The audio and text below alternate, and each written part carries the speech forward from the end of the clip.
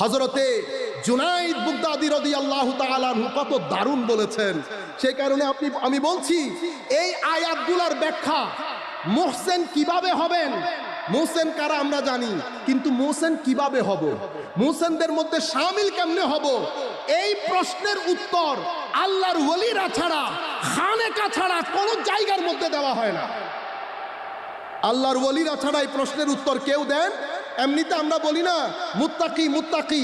এখন প্রশ্ন হচ্ছে আমি জানি মুত্তাকি কাকে বলে, কিন্তু আমি মুত্তাকি কিভাবে হব, মুত্তাকিনদের কাতারে শামিল কিভাবে হব, এই স্পেসিফিক এই প্রশ্নের উত্তর আল্লাহর ওলিদের দরবার ছাড়া আপনি কোথাও পাবেন না।